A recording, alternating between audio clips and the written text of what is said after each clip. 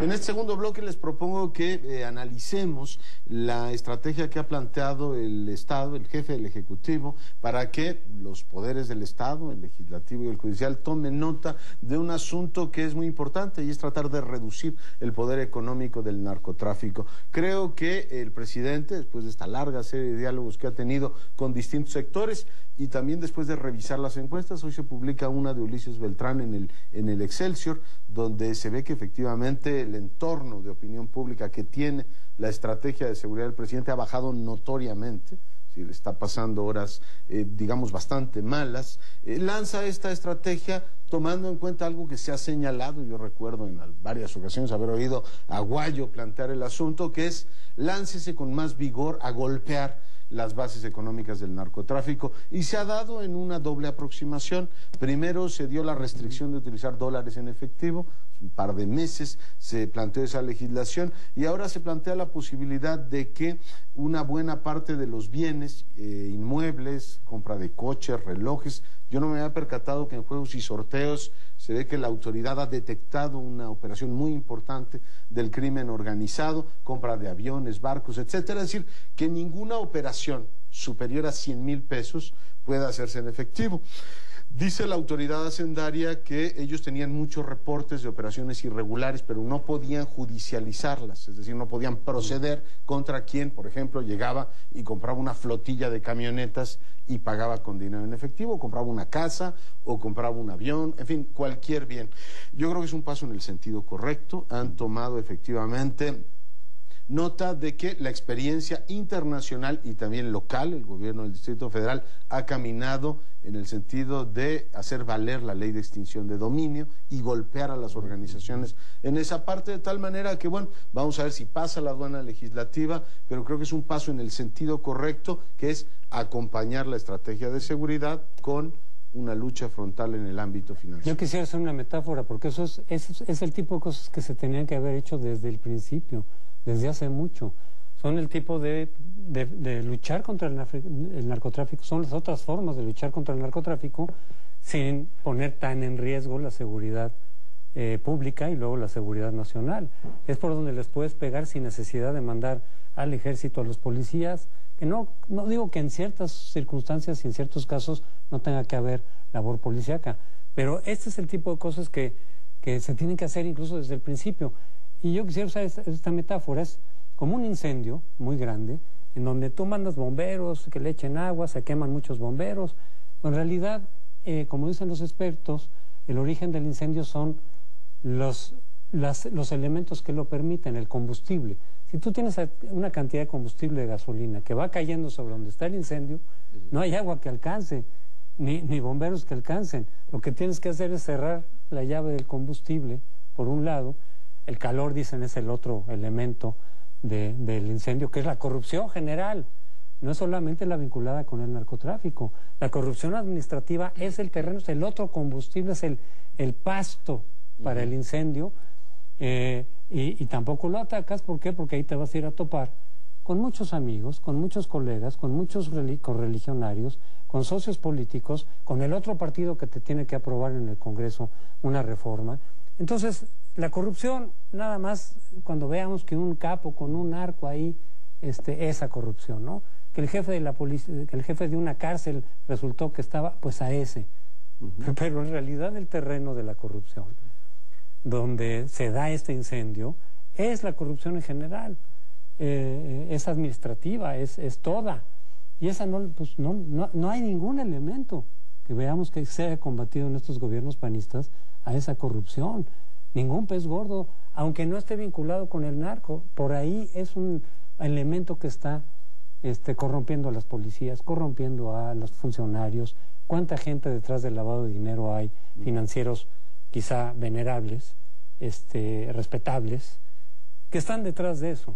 Eso no lo han querido mover, y mientras eso no se mueva, el incendio va a seguir ahí, así le metas todos los bomberos que quieras a que se quemen adentro. Ahora, se ha señalado que va a causar muchos problemas en una sociedad, sobre todo en la frontera, acostumbrada al uso de los dólares. El dólar es igual que el peso, lo aceptan de manera intercambiable.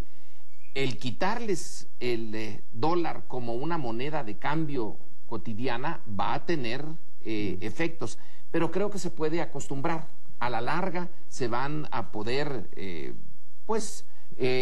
encontrar la manera de vivir ya sin esa moneda que está todo el tiempo ahí.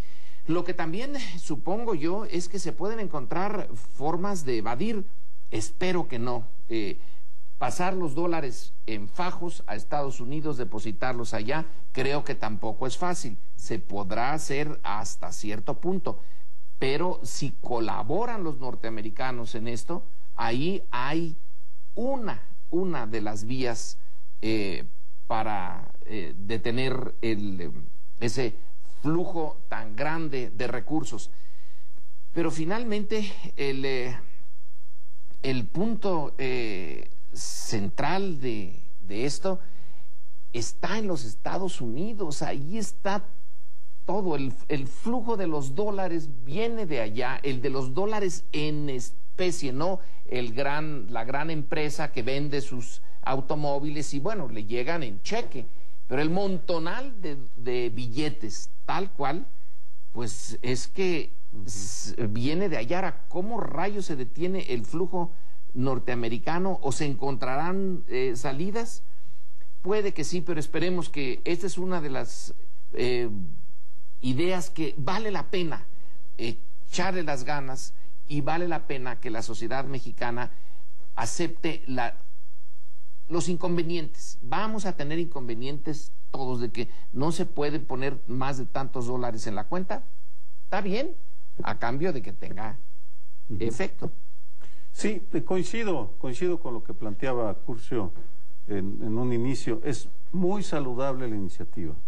Uno quisiera, por supuesto, añadirle que se complementara con diferentes ingredientes, pero de entrada es una buena propuesta en la intención. Ojalá y el PRI y el PRD y el Verde actúen con generosidad y pensando en el interés nacional y no lo metan en ese juego infame de las trácalas, de que a cambio de eso pues dame aquello, en fin, sino que pensaran en el interés nacional. En ese sentido, creo que pues si esa es la consecuencia de los diálogos, pues qué bien que hubiera diálogos o monólogos, pero en todo caso, independientemente, algo quedó y hizo una modificación. Adelanto otro cambio urgente, simplemente para ponerlo en la agenda. Sé que ni el presidente no es muy dado a escuchar voces aisladas críticas, pero es urgente que se incorpore el concepto de la degradación del tejido social y cómo revertirla.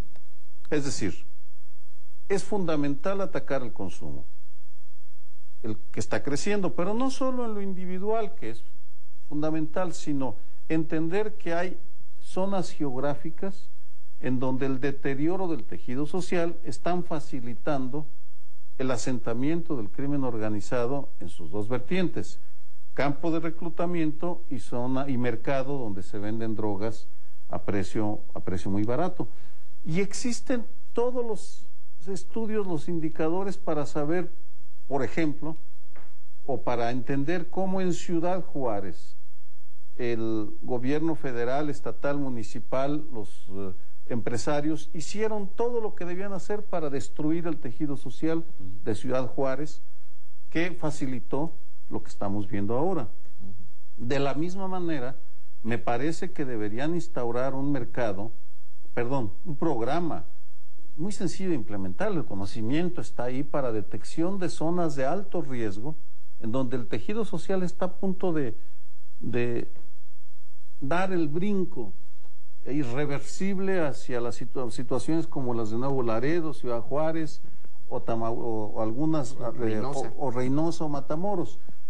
Hay zonas en el país, acabo de estar en Jalisco, y una zona vecina a Guadalajara, en Tlajomulco, en donde estuve, era, de acuerdo a los funcionarios municipales de Tlajomulco, estaba a punto, muy cerca de dar el brinco por condiciones socioeconómicas. No es el momento de detallarlo, pero tenemos que seguir presionando a la autoridad para que adopte ese nuevo enfoque como el que está tomando y finalmente se tomen medidas que nos den esperanzas en el largo plazo. Sí, porque hay que aislar a los criminales, evitar que tengan esta fuente, digamos, este abasto de dinero y por otra parte el apoyo social a través del reclutamiento o a través de una complicidad de algunos actores económicos que al levantar la mano contra la estrategia, yo creo que de alguna manera se inculparon. Por ejemplo, distribuidores de autos dijeron, oiga, pero ¿por qué nos van a limitar que hagamos ventas superiores a 100,000 pesos?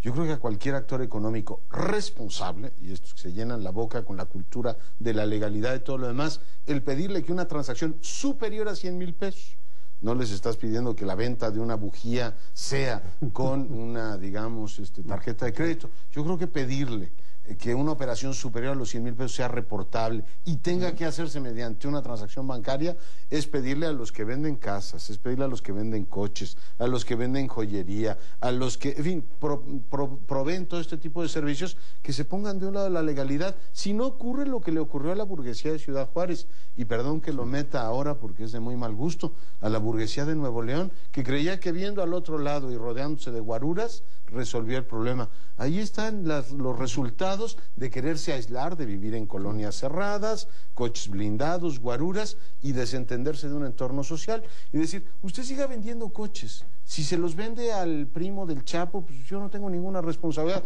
el dinero no tiene olor. En este caso están siendo directamente interpelados o ponen su granito de arena y son partes de esa red que permite al crimen reproducirse, o que no se quejen, ¿no? El ejército lo acaba de decir. El ejército tiene una declaración el día de ayer.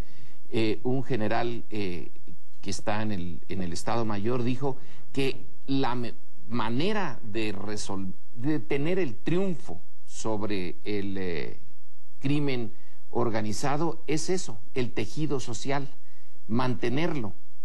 Ahora, el problema es que la Secretaría de la Defensa encuentra ahora en esa zona la respuesta. Ese es el punto central.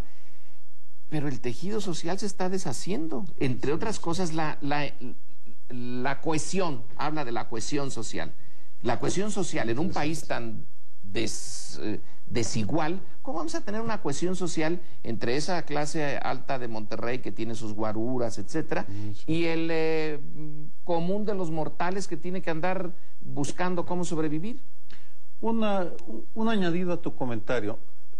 Vas al corazón del asunto cuando increpas y recuerdas la ceguera de las burguesías de diferentes ciudades, incluyendo a Nuevo León.